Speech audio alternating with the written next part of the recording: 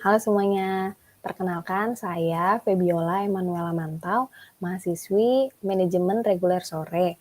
Dalam video ini saya akan membahas materi pembelajaran manajemen pemasaran yang saya pilih yaitu segmentation, targeting, and positioning. Nah, pada hari ini saya akan menjelaskan materi pembelajaran yang pertama, yaitu segmentation. Apa sih segmentation? Segmentation adalah proses membagi pasar secara keseluruhan, baik dalam mengkategorikan, mengklasifikasikan, menggolongkan produk atau jasa, dengan karakteristik dan kebutuhan yang sama agar dapat dituju dalam memasarkan suatu produk. Nah, segmentasi pasar pertama kali diperkenalkan oleh Wendell R. Smith tahun 1966 dalam artikel terkenalnya yang berjudul Product Differentiation and Market Segmentation as Alternative Marketing Strategies yang dimuat di Journal of Marketing.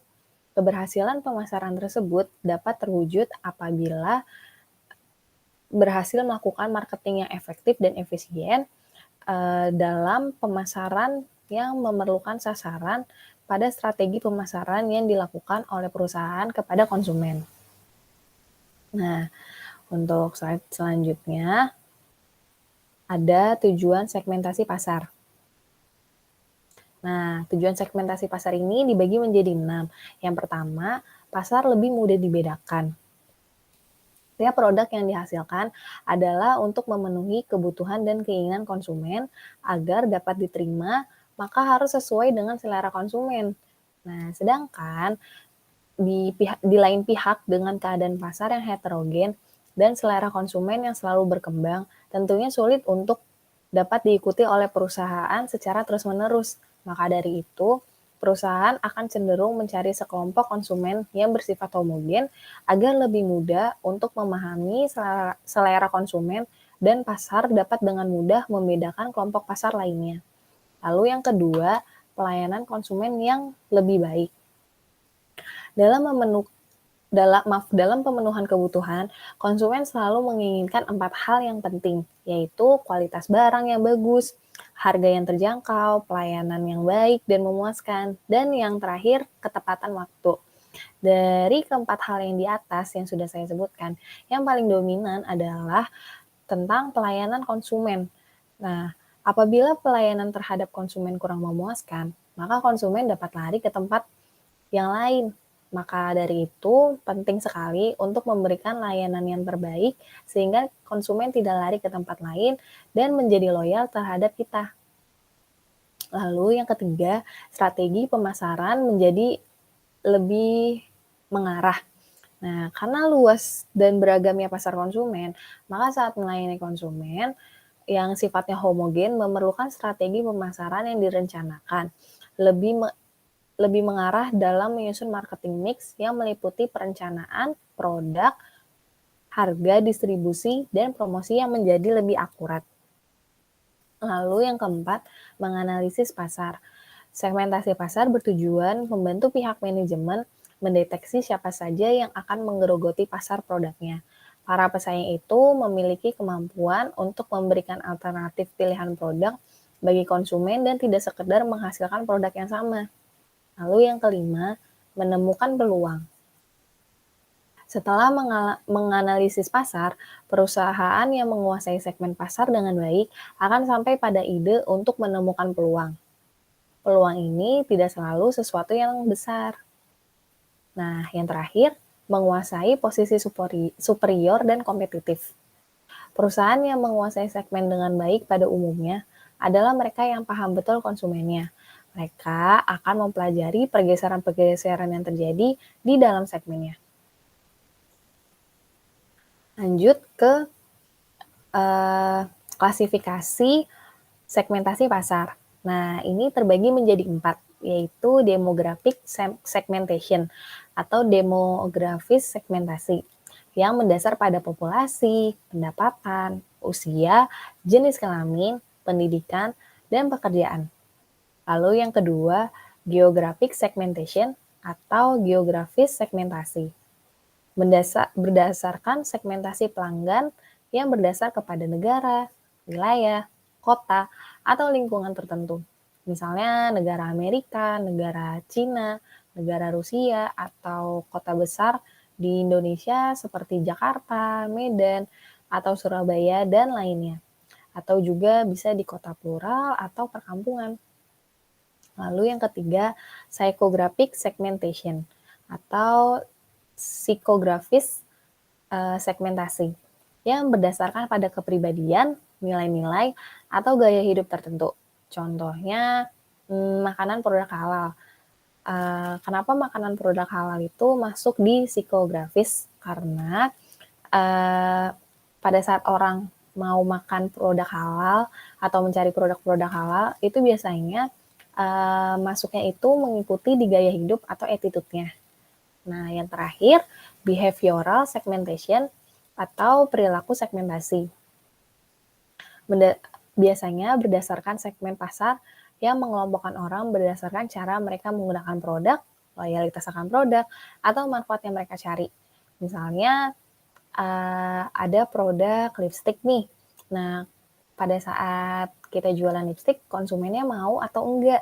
Nah, atau ya tetap beli sih, tapi dilihat lagi frekuensinya.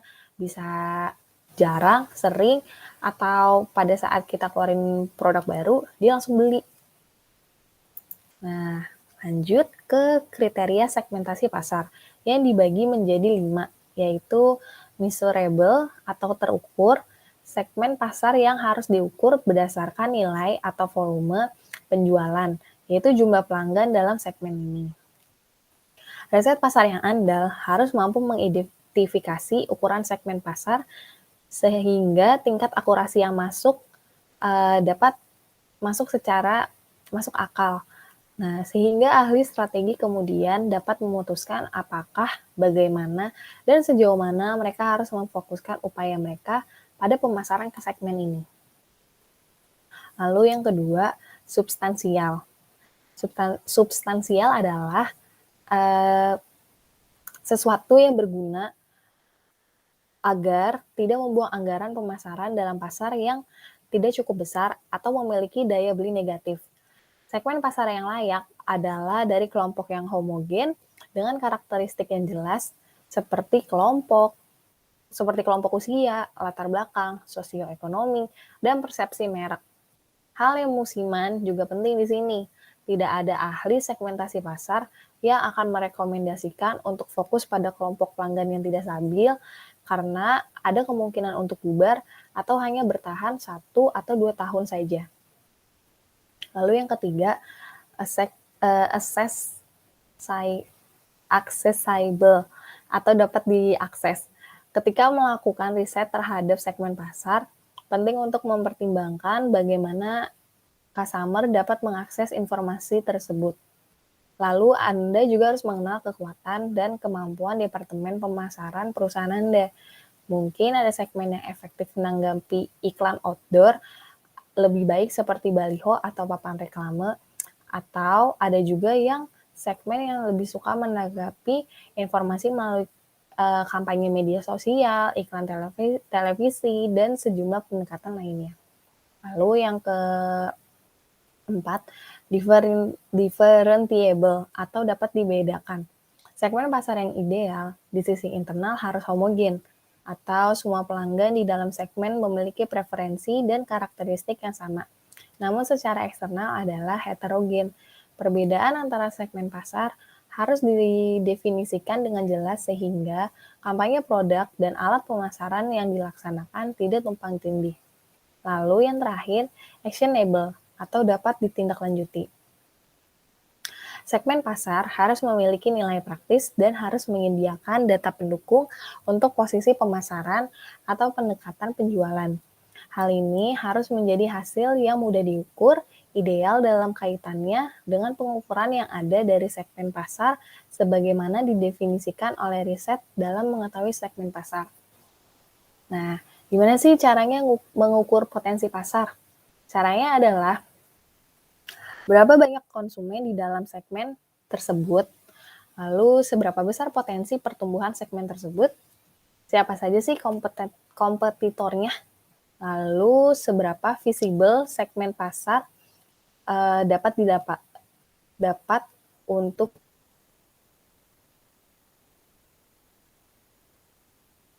didapatkan tujuan dan keunggulan kompetitif perusahaan. Lalu yang terakhir, framework apa yang bisa digunakan untuk memetakan target pasar. Nah, misalnya contohkan saja kedai kopi. Akhir-akhir ini lagi hype banget kan tentang jualan kopi atau ada banyak coffee shop yang baru. Nah, ini bisa diimplementasikan. Berapa banyak sih konsumen di dalam segmennya? Misalnya banyak nggak yang datang atau bisa diaksesnya mudah nggak melalui bisa pakai kendaraan pribadi atau pakai kendaraan umum. Nah, terus siapa saja nih kompetitornya? Misalnya kayak mungkin ada Janji Jiwa atau di sampingnya ada yang jualan kopi kenangan, di seberang kirinya ada Starbucks gitu. Nah, terus brand yang saya punya nih, kalau saya sebagai owner coffee shop, itu udah kuat belum ya? Udah banyak yang tahu nggak ya? Udah seberapa sering sih saya coba pasarin ke orang-orang supaya orang-orang di sekitar atau ada orang yang lewat misalnya depan coffee shop saya tuh bisa coba mampir gitu. Nah, lanjut ke targeting.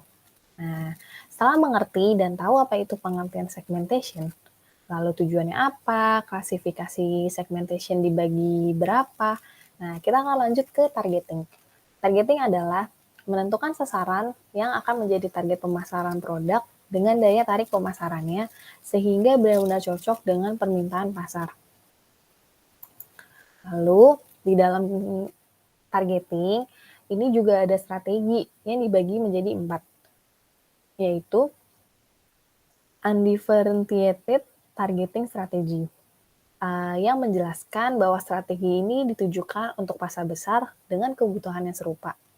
Maka dari itu, di dalamnya hanya akan ada satu jenis pemasaran yang diterapkan untuk melayani semua jenis pasar. Perusahaan hanya mendapat peluang untuk mengoptimalkan produksi, distribusi, dan periklanan massa untuk mendapatkan citra terbaik dari konsumen secara mayoritas. Lalu, differentiated targeting strategy yang menjelaskan bahwa perusahaan memproduksi berbagai produk dengan masing-masing ciri yang berbeda. Setiap konsumen tentu saja menginginkan variasi produk yang beragam, sehingga Anda harus berupaya menawarkan beberapa jenis produk sesuai permintaan pasar. Lalu yang ketiga, concentrate targeting strategy, yaitu perusahaan hanya berfokus menawarkan jenis produk tertentu dalam satu segmen yang dinilai paling berpeluang pasar. Lalu yang terakhir, ada custom targeting strategy, yang ditujukan pada pendekatan konsumen yang bersifat individual. Nah, lanjut.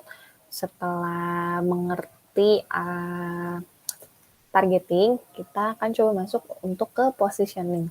Positioning adalah tindakan perusahaan dalam merancang produk dan strategi pemasaran agar dapat menciptakan kesan tertentu yang diingat di benak konsumen. Nah, positioning bukan tentang apa yang Anda lakukan terhadap suatu produk, namun tentang apa yang Anda lakukan terhadap persepsi konsumen. Positioning yang baik adalah produk yang dapat diingat di benak konsumen daripada produk lain yang sejenisnya. Lalu yang selanjutnya ada berbagai strategi positioning. Nah, di sini kan ada banyak gambar. Sebenarnya saya ambil gambar ini nggak cuma ngasal, tapi ini sebagai contoh dari pengertian saya. Nah, yang pertama itu ada atribut produk. Di sini gambarnya itu ada orang lagi sholat atau ada bulannya, berarti ini menunjukkan lagi mau lebaran kan. Nah, positioning berdasarkan atribut produk berfungsi untuk memposisikan produk dengan memperhatikan atribut atau properti seperti simbol, ukuran, warna, keberadaan, dan lain sebagainya. Penentuan posisi berdasarkan atribut yang terkait dengan nilai-nilai pribadi yang melekat dalam benak pelanggan. Nah, kalau misalnya kita lihat gambar mau bulan puasa, pasti yang kita ingat adalah marjan, sirup marjan. Nah, gak lama dari situ pasti juga ada iklan-iklan sirup marjan kan. Nah, akhirnya setiap mau lebaran setiap mau Ramadan, pasti semua orang akan ingatnya beli sirup marjan, bukan sirup yang lain. Nah, lalu yang kedua, manfaat produk. Suatu produk tentu diciptakan untuk penggunaan khusus. Beberapa produk serupa biasanya memiliki fungsi yang sama. Kebetulan saya milihnya ini sebetulnya harusnya gambarnya pasta gigi ya. Bukan Pepsodent aja nih, ketahuan banget brandingnya. Nah, ini saya milih Pepsodent karena setiap orang tuh kalau bilangnya pasta gigi atau odol atau Pepsodent, walaupun dikasih Pepsodent beneran sama yang enggak, ya iya aja karena kalau Pepsodent nggak ada, ya udah bisa ganti Close Up, bisa ganti Sensodyne. Toh juga manfaatnya sama buat pasta gigi juga, buat bersihin gigi kan. Nah, yang ketiga itu harga dengan kualitas terbaik. Penentuan posisi harga tidak hanya tentang siapa yang lebih murah, tetapi juga tentang harga yang wajar sesuai dengan kualitas produk yang dibuat. Produk dengan harga lebih rendah dan kualitas yang lebih baik daripada produk pesaing akan membawa produk ini lebih dekat kepada konsumen. Strategi positioning melalui harga tidak selalu identik dengan harga yang lebih murah saja, tapi juga dengan memberi harga yang pantas sesuai dengan kualitas barang yang dihasilkan. Memposisikan produk dengan harga yang lebih terjangkau daripada produk sejenis milik kompetitor ditambah dengan kualitas yang lebih baik akan membuat positioning produk akan lebih kuat tertancap di hati para konsumen. Nah, lalu yang keempat, berdasarkan pesaing. Nah, strategi ini menempatkan produk Anda lebih baik daripada produk pesaing utama. Kebetulan saya milih logo Apple. Nah, misalnya ada perang saudara nih antara Apple sama Samsung yang kadang Samsung itu suka bikin iklan yang kontroversi dengan menggambarkan produk-produk terbaru Apple. Nah, apakah Apple diem aja? Tentu tidak, karena Apple juga menyindir smartphone bersistem operasi Android juga gitu. Tapi biasanya secara umum aja sih, nggak terlalu kelihatan banget kalau emang nyindir. Nah, kenapa ini terjadi? Karena keduanya ingin menunjukkan bahwa produk pesaing tidak ada yang lebih baik daripada produk yang dipunyai sendiri. Nah, lalu ada berdasarkan pemakaian. Nah, kenapa di sini ada Kuku Bima, Energi sama Bambang Pamungkas? Karena dengan strategi pemasaran yang memiliki duta merek atau model merek yang mewakili iklan perusahaan, biasanya tuh akan bikin kita tertarik untuk misalnya ini kan Kuku Bima. Kalau misalnya kita minum Kuku Bima nih, nanti kita bakal kuat atau nggak gampang capek kayak Bambang Pamungkas gitu. Nah, akhirnya kalau misalnya kita ngerasanya capek atau habis olahraga gitu, ya maunya minum Kuku Bima biar tenaganya balik lagi atau ya seenggaknya bisa mirip Bambang Pamungkas lah ya. Nah, lalu yang terakhir ada kategori produk. Nah, strategi ini bertujuan untuk memposisikan produk sebagai pemimpin dalam kategori produk tertentu. Biasanya model bisnis yang menggunakan strategi ini berfokus hanya pada satu merek, meskipun sebenarnya memiliki beberapa merek lainnya. Contohnya Indofood, yang lebih fokus untuk mengembangkan merek Indomie. Padahal Indofood itu punya berapa merek mie lainnya seperti Supermie, Sarimi, Mie Sakura. Tapi kita kalau misalnya ngelihatnya Indofood, ya maunya makannya Indomie, nggak mau makan yang lain. Dan kita kenalnya cuma Indomie aja, nggak kenal sama mie yang lain. Kayak yang paling enak pokoknya Indomie gitu. Kalau misalnya Indomie nggak ada, baru kita bisa beralih kayak ke produk lainnya gitu, atau kayak ke produk sesamanya gitu yang masih satu perusahaan, kayak tadi kan bisa Supermi atau Sakura atau Sarimi gitu. Nah, terus di positioning ini ada 4 kriterianya. Yang pertama, customer. Berdasarkan studi pelanggan, positioning pelanggan harus dirasakan secara positif dan menjadi alasan pembelian mereka. Ini adalah kasus jika positioning menggambarkan nilai yang diterima pelanggan dan nilai itu benar-benar bermanfaat baginya. Karena positioning menggambarkan nilai superior dan penentuan posisi akan menjadi penentu penting bagi pelanggan ketika membuat keputusan pembelian. Contohnya, produk Vegeta yang mengklaim sebagai minuman berserat.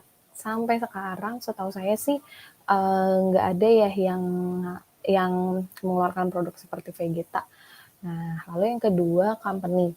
Berdasarkan studi tentang kapabilitas perusahaan dan kekuatan internal, positioning harus mencerminkan kekuatan dan keunggulan kompetitif bisnis. Dalam hal ini, seharusnya tidak terjadi bahwa perusahaan merumuskan positioning tetapi tampaknya tidak dapat memenuhi janjinya. Ini tentu sangat berbahaya karena bisa menjanjikan pelanggan pada akhirnya yang berpendapat bahwa perusahaan telah melanggar janji dan kebohongan, sehingga kredibilitas perusahaan hancur di mata pelanggan. Lalu yang terakhir, yang ketiga, competition. Berdasarkan tinjauan situasi pesaing, penentuan posisi harus jelas sehingga dapat dengan mudah menonjol dari produk pesaing dan menunjukkan perbedaan tertentu. Apabila positioning unik, maka keuntungan akan diperoleh bahwa positioning tersebut tidak akan mudah ditiru oleh pesaing. Nah, lalu contohnya itu kalian pasti ingat kan, dulu sebelum ada Nokia itu ada Motorola yang ngeluarin banyak banget rupa dan bentuk. Tapi setelah Nokia coba masuk, coba dipelajarin, lalu nggak lama Nokia memenangkan hati kita semua sebagai customer, lama-kelamaan nama Motorola pun redup. Nah, lalu yang terakhir ada change. Berdasarkan studi tentang perubahan dan lingkungan bisnis, positioning harus berkelanjutan dan selalu relevan dengan perubahan dalam lingkungan bisnis. Apakah itu perubahan dalam kompetensi, perilaku pelanggan, atau budaya sosial, dan sebagainya. Berarti, jika penentuan posisi dari peralatan tidak lagi relevan dengan lingkungan bisnis, mereka harus mengubah dengan cepat dan mengubah strateginya. Contohnya, dulu Sosro pernah punya slogan hari-hari teh botol. Nah, terus kayaknya berubah jadi apapun makanannya, minumnya tetap teh botol Sosro. Seperti itu. Nah, ini sudah slide paling terakhir tentang segmentasi, targeting, dan positioning.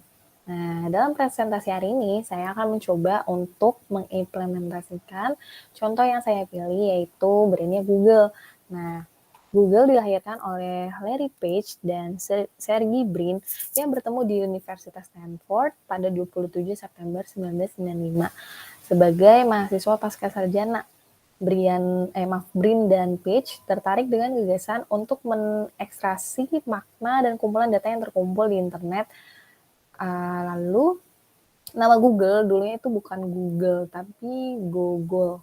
Nah, itu istilah matematika yang berarti angka 1 diikuti oleh 100 nol dalam desimal. Lalu nama ini diambil untuk menjelaskan misi Google sebagai gudang informasi tak terbatas di internet. Lalu pada 1998, pendiri Google, Page dan Brin hampir saja menjual algoritma yang mereka rancang untuk Google, yaitu PageRank. Nah, PageRank berfungsi untuk memberi peringkat atau urutan situs web yang ditampilkan di hasil pencarian Google berdasarkan tingkat kepentingan situs tersebut.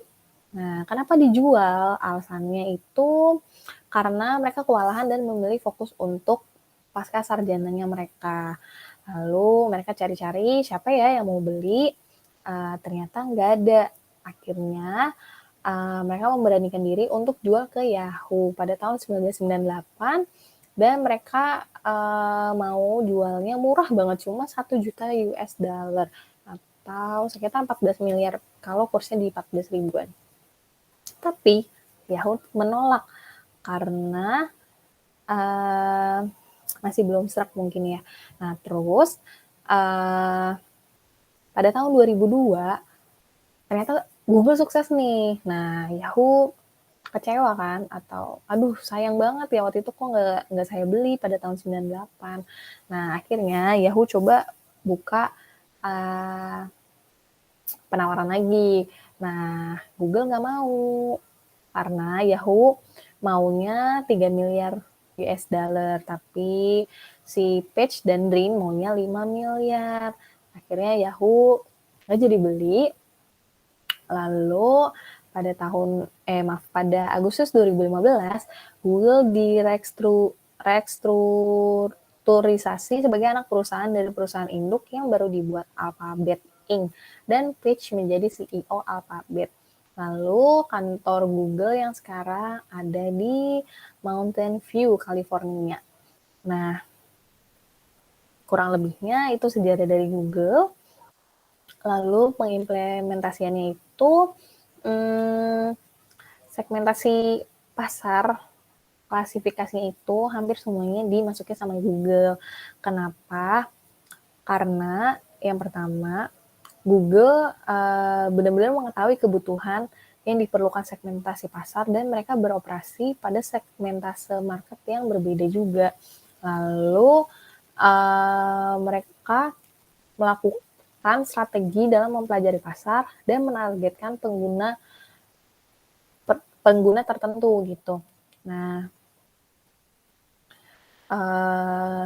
klasifikasi yang pertama yaitu geographical segmentation yang dibangun perusahaan ini yaitu dengan adanya beberapa kantor Google yang didirikan di berbagai negara, salah satunya ada di Indonesia ya. Nah, selain itu Google sebagai search engine terbesar di dunia merupakan alat yang sangat beragam dan juga Google memiliki kemampuan lebih untuk mentranslate lebih dari 80 bahasa dari berbagai banyak ragam. Nah, lalu behavioral segmentation-nya yang berdasarkan pada perilaku customer seperti tingkah laku, sikap, pengetahuan terhadap produk, dan respon atau tanggapan. Pengguna yang memakai Google biasanya bersikap loyal karena kemudahan dan dalam mengakses yang ditawarkan oleh Google itu sendiri. Bisa terus mendapatkan info-info terbaru dan juga dapat mengetahui informasi yang efisien karena apapun yang bisa dicari dalam Google bisa langsung aja gitu, nggak perlu harus memiliki akun Google dulu. Nah, dan juga memang informasinya itu banyak banget gitu. Jadi apapun bisa dicari melalui Mbah Google. Nah, lalu yang psychographic segment yang ditemukan adalah orang yang cerdas dan berpendidikan membutuhkan akses ke informasi dari perangkat apapun yang mendukung internet kapan saja. Mereka sebagian memiliki gaya hidup yang sibuk dan berbagai domain seperti keluarga, tempat tinggal, hingga kelompok mahasiswa atau personel militer. Google juga mengalahkan pesaingnya yaitu Yahoo dan Bing, dan juga asumsi pengguna kepada Google adalah mereka lebih menyukai pengalaman internet yang lebih inovatif, yang dapat disesuaikan dan berorientasi pada privasi. Lalu ada demographical segmentation-nya ya. Nah, ini demographic segmentation-nya itu survei membuktikan kalau yang menggunakan Google itu biasanya itu di bawah umur 35 tahun dan juga kebanyakan laki-laki. Nah, Google itu bisa digunakan di seluruh dunia ya, kecuali di Cina atau Tiongkok dan juga di Korea Utara. Sebenarnya selain search engine seperti Google, ada lagi pesaingnya, tapi memang lebih banyak yang menggunakan yaitu Google daripada Yahoo, DuckDuckGo, Baidu, atau Bing gitu. Nah, targetingnya Google menawarkan produk yang masuk ke dalam market yang besar dan juga menargetkan agar pengguna dapat menggunakan di seluruh negara di dunia. Lalu produk yang dikeluarkan Google yaitu Google Advertising Target yang ingin dicapai adalah siapapun yang sering menggunakan internet dan juga iklan yang dipakai bisa digunakan dengan baik oleh siapapun yang ingin membutuhkan. Lalu positioningnya, Google dengan portofolio produknya yang beragam seperti search engine yaitu Google sendiri, Maps atau Gmaps atau Chrome atau Google Translate sangat membantu orang mempelajari lebih lanjut tentang dunia di sekitar mereka dan memungkinkan mereka menemukan informasi apapun yang mereka butuhkan.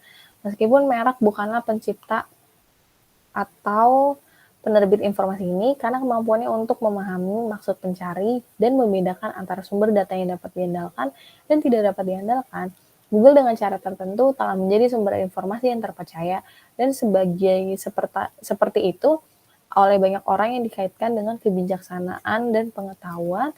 Google melihat misinya sebagai membuat dampak positif pada kehidupan orang-orang dengan mengatur informasi dunia dan membuatnya mudah diakses.